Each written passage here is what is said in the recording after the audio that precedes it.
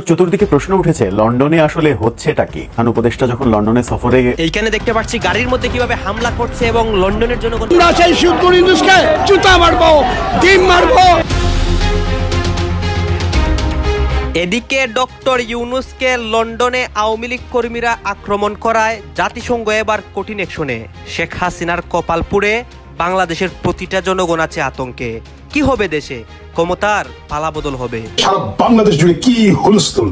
হাসিনা ঘনিষ্ঠ, শীঘ্রই দেশে ফিরবেন হাসিনা। সবকিছু মিলিয়ে যখন কঠিন একটা অবস্থা দেশের, ওই মুহূর্তে অন্তর্বর্তী সরকারের প্রধান উপদেষ্টা ডক্টর মোহাম্মদ ইউনুসের সাথে সরাসরি কোনো বিরোধে না জড়াতে দলের সিনিয়র নেতাদের নির্দেশ দিয়েছেন বিএনপি চেয়ারপারসন বেগম খালেদা জিয়া।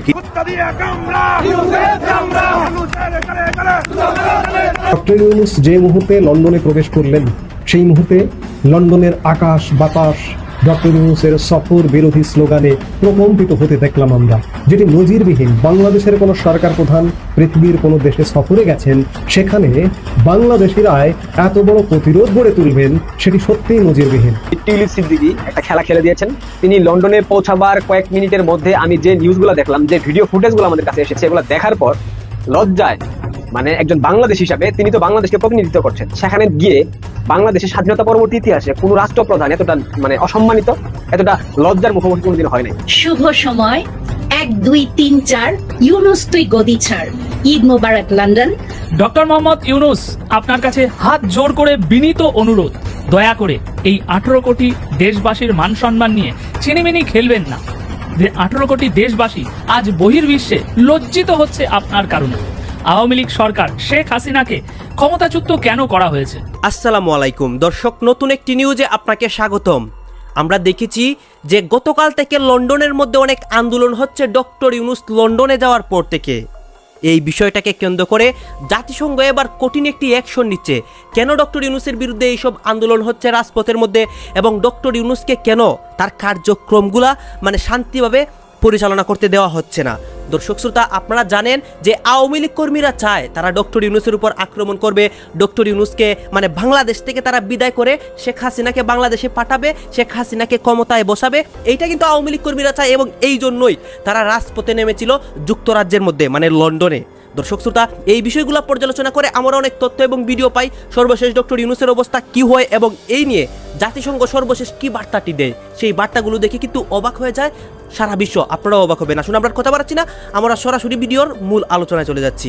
চতুর্দিকে প্রশ্ন উঠেছে লন্ডনে আসলে হচ্ছেটা কি। বাংলাদেশের প্রধান উপদেষ্টা যখন লন্ডনে সফরে আছেন, ঠিক সেই মুহূর্তে লন্ডনে নানা রকমের লঙ্কাকাণ্ড হতে দেখছি আমরা, নানা রকমের খবর আসছে। পজিটিভ খবর যেমন রয়েছে, নেগেটিভ খবরের সংখ্যাই বেশি। সেরকম মুহূর্তে প্রশ্নটা আসলে উঠেই চলেছে যে লন্ডনে হচ্ছেটা কি। লন্ডনে অনেক কিছু হচ্ছে। সরকারের প্রধান উপদেষ্টার বিরুদ্ধে মিছিল হচ্ছে, পক্ষে মিছিল হচ্ছে। তারেক রহমানের সঙ্গে সরকার প্রধানের সাক্ষাতের কথা চূড়ান্ত হয়েছে শোনা যাচ্ছে। টিউলিপ সিদ্দিকীর সঙ্গে প্রধান উপদেষ্টা সাক্ষাৎ না করলেও লন্ডনে আমরা দেখলাম যে অল পার্টি মেম্বারদের সঙ্গে প্রধান উপদেষ্টা সাক্ষাৎ করেছেন। টিউলিপ সিদ্দিকী চিঠি দেওয়া সত্ত্বেও তার সঙ্গে সাক্ষাতের ব্যাপারটা সামনে আসেনি। প্রধান উপদেষ্টার প্রেস সেক্রেটারি অস্বীকার করেছেন টিউলিপ সিদ্দিকীর চিঠি দেওয়া প্রসঙ্গটা। সেরকম মুহূর্তে নতুন করে যে আশঙ্কাটা তৈরি হয়েছে সেটা হচ্ছে যে দুটো ব্যাপার। প্রধান উপদেষ্টার এই সফরের মূল উদ্দেশ্য ধরা হচ্ছিল হারমোনি অ্যাওয়ার্ড পাওয়া। সেই অ্যাওয়ার্ডে কিংস ফাউন্ডেশনের অ্যাওয়ার্ড প্রাপ্তদের তালিকায় প্রফেসর ইউনুসের নাম দেখা না যাওয়াতে বাংলাদেশের মানুষের উদ্বেগ উৎকণ্ঠা বেড়েছে। সেটা যেমন রয়েছে, তেমনি গতকালকে প্রেস সেক্রেটারির একটি সংবাদ সম্মেলন নতুন করে শঙ্কা জাগিয়েছে। সেই সংবাদ সম্মেলনের ব্যাপারে যদি কথা বলা যায়, তাহলে এটা মোটামুটি ধরে নেওয়াই যায় যে ব্রিটিশ প্রধানমন্ত্রীর সঙ্গেও প্রধান উপদেষ্টার সাক্ষাৎ হচ্ছে না। তাহলে অনেকে প্রশ্ন করছেন যে এটি কি আদৌ রাষ্ট্রীয় সফর নাকি প্রধান উপদেষ্টার ব্যক্তিগত সফর, যে এখানে সফরে গিয়ে কার সঙ্গে বৈঠক হবে না হবে এই ব্যাপারগুলো ঠিকঠাক করা হচ্ছে। প্রশ্ন অনেকগুলো আসছে। কি প্রশ্ন আসছে, কি পরিস্থিতি হচ্ছে লন্ডনে, সেই আলোচনা করবো এই ভিডিওতে। বলছিলাম লন্ডনে অনেক কিছু হচ্ছে। আমরা গতকালকে দেখেছি প্রফেসর ইউনুস বিরোধী তুমুল মিছিল সমাবেশ, সেখানে প্রফেসর ইউনুসের কুশপুত্তলিকাও দেখা গেছে। আবার প্রফেসর ইউনুসের পক্ষে এনসিপির ব্যানারে আমরা বেশ কয়েকজনের মিছিল সমাবেশ হতে দেখেছি, ব্যানার প্রদর্শন করতে দেখেছি। প্রফেসর ইউনুস যে হোটেলে থাকছেন সেই হোটেলের সামনে তার বিরুদ্ধে বিক্ষোভ হতে দেখেছি। অনেক কিছু দেখেছি। অনেক কিছুর মধ্যে, অনেক আলোচনার মধ্যে যে আলোচনাগুলো পুরনো হয়ে গেছে, সেই আলোচনার মধ্যে নতুন আলোচনা সেটা হচ্ছে যে ব্রিটিশ প্রধানমন্ত্রীর সঙ্গে প্রফেসর ইউনূসের সাক্ষাৎ বোধহয় হচ্ছে না, তেমনটাই আশঙ্কা তৈরি হয়েছে আমাদের প্রধান উপদেষ্টার প্রেস সেক্রেটারি শফিকুল আলমের এক মন্তব্যে। কি বলছেন তিনি? হঠাৎ করে এই রহস্যটা সামনে আসলো কেন? এরকম রহস্যের মধ্যে প্রধান উপদেষ্টা যুক্তরাজ্যে সফর কেন? একটা দেশে রাষ্ট্রীয় সফরের যখন সময় হয় তখন তার আগে থেকে, অনেক আগে থেকেই সেই সফরের প্রত্যেকটা কর্মসূচি চূড়ান্ত থাকে, মিনিটে মিনিটে সেই ব্যাপারগুলো একেবারে চূড়ান্ত করেই যাওয়া হয়, ছক এঁকে যাওয়া হয়। কিন্তু এবার জানা গেল ব্রিটিশ প্রধানমন্ত্রীর সঙ্গেই প্রফেসর ইউনূসের বৈঠক অনিশ্চিত। শফিকুল আলম কি বললেন? যুক্তরাজ্যের প্রধানমন্ত্রী স্যার কিয়ার স্টারমারের সঙ্গে লন্ডন সফররত প্রধান উপদেষ্টা মোহাম্মদ ইউনূসের বৈঠকের কোনো সূচি এখনো হয়নি। প্রধানমন্ত্রী কিয়ার স্টারমার এই মুহূর্তে কানাডা সফরে রয়েছেন, এমনটা জানিয়েছেন প্রধান উপদেষ্টার প্রেস সেক্রেটারি, আমাদের প্রধান উপদেষ্টার press secretary Shafiqul Alam. 14 June পর্যন্ত অধ্যাপক ইউনূসের লন্ডনে অবস্থানকালে কিয়ার স্টারমার যুক্তরাজ্যে ফিরে এলে এবং তার শিডিউল পাওয়া গেলে বৈঠক হতে পারে বলে শফিকুল আলম জানিয়েছেন। এক সংবাদ সম্মেলনে তিনি এই কথা বলেছেন। 4 দিনের রাষ্ট্রীয় সফরে লন্ডনের স্থানীয় সময় সকাল 7টায় হিথ্রো বিমানবন্দরে, 10 তারিখে সকাল 7টায় হিথ্রো বিমানবন্দরে অবতরণ করেন প্রধান উপদেষ্টা। বিমানবন্দর থেকে সরাসরি লন্ডনের ডরচেস্টার হোটেলে ওঠেন তিনি। অনেক কথা বলেছেন, কিন্তু শফিকুল আলম যে কথা বলেছেন যে কিয়ার স্টারমার তিনি কানাডা সফরে রয়েছেন, সেই কানাডা সফর থেকে ফিরে আসলে এবং তিনি যদি সময় পান তাহলে প্রধান উপদেষ্টার সঙ্গে বৈঠক হতে পারে।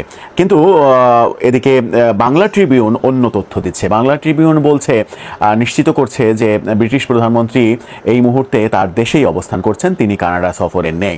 তাহলে শফিকুল আলম এই মিথ্যা ব্যাপারটা সামনে আনলেন কেন? সেটাও প্রশ্ন সাপেক্ষ। শফিকুল আলমের কথাটা ঠিক নাকি বাংলা ট্রিবিউনের নিউজটা ঠিক, এই প্রশ্ন সামনে এসে যাচ্ছে। বাংলা ট্রিবিউন বলছে, সেই ইয়েটা আপনারা দেখে নিতে পারেন। কিছু কিছু মানুষের মুখের একটা কথা আর পুরো সিস্টেম সমান হয়ে যায়। আমরা যখন কথা বলছি, কার কথা বলছি? এই মুহূর্তে সারা বাংলাদেশের সবচেয়ে শ্রদ্ধেয় 2-4 জন মানুষদের মধ্যে যিনি একজন, বেগম খালেদা জিয়া। তিনি গতকালকে যে ঘোষণা দিয়েছেন বা যে নির্দেশনা দিয়েছেন, আমার কাছে মনে হয়েছে ডক্টর মোহাম্মদ ইউনূসের জন্য এর থেকে বড় গিফট, এর থেকে বড় কোনো প্রাপ্তি আর হইতে পারে না। তিনার উচিত ছিল, আমিও মনে করি, যে বেগম খালেদা জিয়ার সাথে সৌজন্য সাক্ষাৎ করা। তিনি যখন লন্ডন থেকে চিকিৎসা নিয়ে বাংলাদেশে গিয়েছিলেন, তবে ডক্টর মোহাম্মদ ইউনূস তিনি করেননি, অনেক ব্যস্ত হয়তো বা। তবে এইরকম জিনিসগুলাই বিএনপির মধ্যে বা অনেকের মধ্যেই আসলে প্রশ্ন তোলে যে তিনি কেন বিএনপিকে কাটেন। আজকে দেখেন ডক্টর মোহাম্মদ ইউনূসের এই যখন দুর্যোগ বা অমাবস্যার চাঁদ ওনার আকাশ দখল করে ফেলছে, বিএনপি টোটাল একটা প্ল্যানিং অবস্থান আছে। ডক্টর মোহাম্মদ ইউনূসের জন্য পরিবেশ পরিস্থিতি আস্তে আস্তে উত্তপ্ত হচ্ছে। ঠিক এই পরিস্থিতিতে বেগম খালেদা জিয়ার একটা নির্দেশ সবকিছু শান্ত করে দিবে। আমরা চাই বাংলাদেশ স্থিতিশীল থাকুক। দর্শক, অন্তর্বর্তী সরকারের প্রধান উপদেষ্টা এবং বিএনপির মধ্যে যে স্পষ্ট বিভাজন চোখে পড়েছে, নেতাদের বিভিন্ন কথা, আলটিমেটাম পাল্টা আলটিমেটাম, ইভেন সবকিছু মিলিয়ে যখন কঠিন একটা অবস্থা দেশের, ওই মুহূর্তে অন্তর্বর্তী সরকারের প্রধান উপদেষ্টা ডক্টর মোহাম্মদ ইউনূসের সাথে সরাসরি কোনো বিরোধে না জড়াতে দলের সিনিয়র নেতাদের নির্দেশ দিয়েছেন বিএনপি চেয়ারপারসন বেগম খালেদা জিয়া। কি দিয়েছেন? নির্দেশ, কোনো রিকোয়েস্ট না, কোনো আবদার না। কারণ পরিস্থিতিটা এমন আকার ধারণ করে ফেলছে যে এক ধরনের সরাসরি সংঘাতের দিকে যাচ্ছে। সরাসরি মানে যে মাঠে নেমে মারামারি না, বাট বিএনপি যেভাবে প্ল্যানিং করছে এই সরকারকে চাপ দেওয়ার জন্য, যেটা ডক্টর মোহাম্মদ ইউনূস এতদিন হয়তো বুঝতে পারেন নাই অথবা বুঝলেও বুঝতে চাচ্ছেন না, যে বিএনপির সমর্থন ছাড়া কোথাও না কোথাও এই সরকার স্টেবল অবস্থানে থাকবে না। তো সেই চাপটা যখন বিএনপি প্রস্তুত করছে, বেগম খালেদা জিয়া তিনি বুঝতে পারছেন যে দেশের জন্য এটা বড় ধরনের একটা ঝামেলাকর ইস্যু হবে। নির্বাচন ইস্যুতে বিএনপিকে সম্ভাব্য সব দিক বিবেচনায় নিয়ে সামনে অগ্রসর হওয়া কথা বলেছেন। যে নির্বাচন নিয়ে এত বক্তব্য, আমরা যদি দেখি যে বিএনপির স্থায়ী কমিটির সদস্যরা বেগম জিয়াকে শুভেচ্ছা জানাতে গেলে গত শনিবার 7 জুন, কিন্তু আজকে প্রায় বুধবার হয়ে গেছে, কিন্তু এত লেটে কেন? মঙ্গলবারে আমরা এই খবরটা পেলাম যে শুভেচ্ছা বিনিময় করতে যাওয়া এমন 2 জন নেতা তারা এই তথ্য দিয়েছেন। তাদের বক্তব্য হচ্ছে যে আপনার প্রধান উপদেষ্টা ডক্টর মোহাম্মদ ইউনূস জাতির উদ্দেশ্যে নির্বাচন নিয়ে যেই বক্তব্য দিয়েছেন, ওই দিন রাতেই বিএনপির স্থায়ী কমিটির জরুরি বৈঠক হয়। নতুন রুটম্যাপের পরিপ্রেক্ষিতে বিএনপির অবস্থান কি হবে তা নিয়ে নানান মত আসে এবং স্থায়ী কমিটির বিবৃতিতে এপ্রিলে নির্বাচন অনুষ্ঠানের ঘোষণায় কড়া প্রতিক্রিয়া ব্যক্ত করে দলটি ডিসেম্বরের মধ্যেই আপনার কি বলা হয় যে নির্বাচন দাবি করে। তো ওই দিন রাত্রে বেগম খালেদা জিয়ার সাথে যারা দেখা করেছিলেন, খন্দকার মোশাররফ হোসেন, জমিরুদ্দিন সরকার, মির্জা আব্বাস, গয়েশ্বরচন্দ্র রায়, আব্দুল মঈন খান, সালাউদ্দিন আহমেদ, সেলিমা রহমান, হাফিজউদ্দিন আহমেদ, অধ্যাপক ডাক্তার AZM জাহিদ হোসেন। তো সূত্র মতে শুভেচ্ছা বিনিময়ের এক পর্যায়ে সরকার ঘোষিত নির্বাচনের রুটম্যাপের বিষয়টি আলোচনায় উঠে আসে। নতুন রুটম্যাপ অনুযায়ী আবহাওয়া সংকট, রমজান সহ নানান কারণে যে নির্বাচন নিয়ে সংশয় তা তারা বেগম খালেদা জিয়ার সামনে প্রকাশ করেন। তো একই সঙ্গে নির্বাচনের সাথে অন্তর্বর্তী সরকারের সঙ্গে সরাসরি কোনো ধরনের বিরোধে না জড়ানোর নির্দেশ দেন। তিনি বলছেন, সরকারের সঙ্গে সংঘাতে গেলে বিএনপির কোনো লাভ নেই, এটা সত্য। তাই বিরোধ নয়, সংকট সমাধানে আলোচনায় শ্রেয়, সেই পথেই হাঁটতে হবে। যদি ডক্টর ইউনূস না থাকেন তাহলে কি হবে সেটাও তো ভাবতে হবে।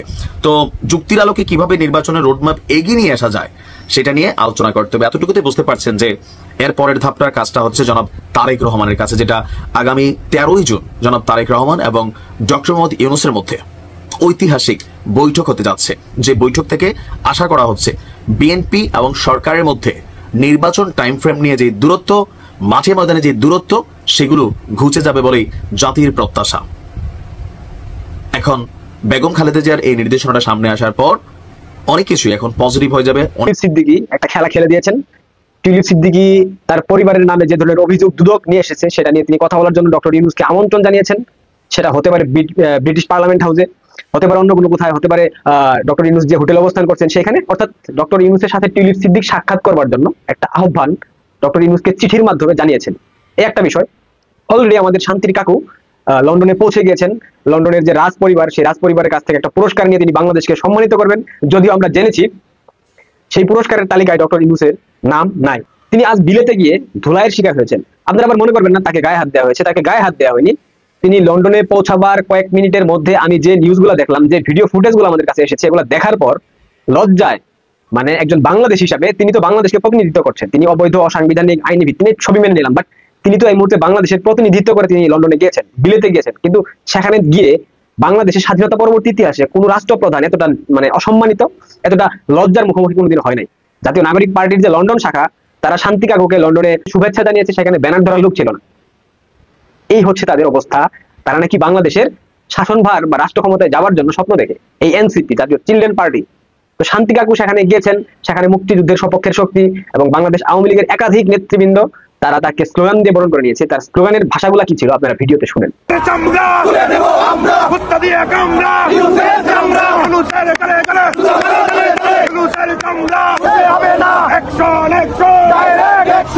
ইউনূসের দুই গালে জুতা মারো তালে তালে, ইউনূসের চামড়া কুত্তা দিয়া কামড়া, ইউনূস তুই গদি ছাড়, বাংলাপুরে ছাড় খার, অসংখ্য স্লোগান, একাধিক স্লোগান। এগুলা বলতে গেলে অনেক সময় লাগবে। একাধিক স্লোগান দেওয়া হয়েছে। পাশাপাশি ডক্টর ইউনূসের কুশপুত্তলিকা বানিয়ে সেটার গলায় জুতার মালা পরানো হয়েছে, সেটাকে জ্বালিয়ে দেওয়া হয়েছে।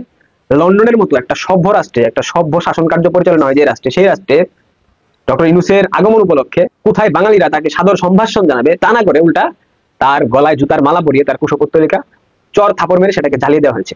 এর থেকে লজ্জা, এর থেকে ঘৃণা, এর থেকে অপমানজনক কোন পরিস্থিতি বাংলাদেশের সাবেক কোন রাষ্ট্রপ্রধানের সম্মুখীন হয়েছিল কিনা তারা এই ধরনের পরিস্থিতি বিব্রতকর মুহূর্তে আপনারা বলতে পারবেন? নাই, এই ধরনের কোনো পরিস্থিতি আমরা কখনো দেখি নাই। তার একটা আন্তর্জাতিক সুখ্যাতি ছিল, তিনি একটা বিশ্ববরেণ্য ব্যক্তি ছিলেন, তাকে সবাই সম্মান করতেন, শ্রদ্ধা করতেন, সমীহ করতেন। কিন্তু এই বাংলাদেশের শাসনভার অবৈধভাবে দখল করার পর তার যে সম্মানের জায়গাটুকু ছিল সেটা এখন আর অবশিষ্ট নয়, এবং আগামী দিনে সেই সম্মান কোথায় থাকবে সেটাও দেখার বিষয়। এক নোবেলে বার্মা শেষ, আরেক নোবেলে বাংলাদেশ। নোবেল লরিয়েট যারা শান্তিতে নোবেল বিজয়ী, তাদের প্রত্যেকের করুণ পরিণতি আমরা দেখেছি, এবং ডক্টর ইউনূসের করুণ পরিণতি সামনের দিনে দেখার জন্য দর্শক আপনারা সবাই অপেক্ষা করেন। ডক্টর ইউনূস তার পালাবার সব পথ তিনি নিজের হাতে বন্ধ করে ফেলেছেন। তিনি হয়তো আর পালাইতে পারবেন না, তার শেষ সময়টা হয়তো জেলের মধ্যে কাটতে হবে। শুভ সময় 1 2 3 4 ইউনূস তুই গদি ছাড়। ঈদ মোবারক লন্ডন। লন্ডনকে উষ্ণ অভিনন্দন আজকে এত সুন্দর একটা সময় দেওয়ার জন্য। আমাদের সত্যিকারের ঈদ মনে হয় লন্ডনেই শুরু। বিষয়টা কত বিশ্রী ধরনের অভিনয়। অতএব বাংলাদেশের যে সাংবিধানিক ভাবে বাংলাদেশে কোনো ইন্টারিম সরকার নেই, ছিলাম। অতএব বাংলাদেশের এই যে সরকার, এই সরকার অনুক্রমেই কোনো রাজনৈতিক নয়, যেটা হলো গণতান্ত্রিক নয়, নির্বাচিত নয়, সাংবিধানিক নয়। অতএব যে নির্বাচনের মাধ্যমে শেখ হাসিনার সরকার প্রতিষ্ঠিত হয়েছিল, সেখানে সেই সংবিধানে কোন ক্রমেই সেই সরকারের প্রধানমন্ত্রী পদত্যাগ করলেও নবনির্বাচিত প্রধানমন্ত্রী না হওয়া পর্যন্ত উনি অলওয়েজ প্রধানমন্ত্রী। অতএব বাংলাদেশের যে বিষয়টা এখন ঘটেছে সেটা আন্তর্জাতিক মহলে একটা প্রেসিডেন্স হয়ে থাকবে, কারণ এই সরকারকে চলে যেতে হবে। এবং আমাদের ধারণা যে সরকার ছিল সাংবিধানিকভাবে বৈধ, তার কাছেই হয়তোবা বলছি এই কারণে, কারণ সময়ের সাথে সাথে অনেক কিছু পরিবর্তনশীল। অতএব একটা নির্বাচিত সরকার ব্যবস্থায় অবশ্যই বাংলাদেশ ফিরে আসবে এবং সেই জন্যই গণ আন্দোলনটুকু যেটা আজকে শুরু হয়ে গেল লন্ডনের মাটিতে, আমি স্যালুট জানাই সালাউদ্দিন ভাইকে, স্যালুট জানাই সালাউদ্দিন ভাই সহ সেখানকার জনমানুষকে যারা এই প্রদর্শন করতে পেরেছে যে বাংলাদেশ আইসোলেটেড না, এবং ওনার সেই যে মেটিকুলাসলি ডিজাইন এটা কারিশমা বা এটার কার্যকারিতা প্রায় শেষ পর্যায়ে তলানিতে চলে এসেছে, যে কোনো সময় শুধু ধাক্কাটুকু বাকি আমার মনে হচ্ছে। আর সেই সাথে সাথে আমি আরেকটা কথা বলে রাখি, যুক্তরাষ্ট্রের অবস্থান আপনারা জানেন যে ডোনাল্ড ট্রাম্পের সাথে আমি বলছি আর কি, এই যে বাংলাদেশের স্টারলিংকের যে ব্যবসা শুরু করেছিলেন ডক্টর ইউনূস, ইলন মাস্কের সম্পর্কের কথা আমরা জানি। অতএব ইলন মাস্ককে দিয়ে ডক্টর ইউনূস যে বিষয়টা বাংলাদেশে দেখাচ্ছিলেন বাংলাদেশের মানুষকে, যে ডোনাল্ড ট্রাম্পের সাথেও তার সম্পর্ক তৈরি হয়ে গেছে, সেটা সম্পূর্ণভাবেই কর্পূরের মতন উবে যাচ্ছে। অতএব সময় সবকিছু ডিসিশন হয়ে যাবে, আপনারা আরেকটু ধৈর্য ধরুন, সুসংবাদ অবশ্যই আসবে। অসংখ্য ধন্যবাদ।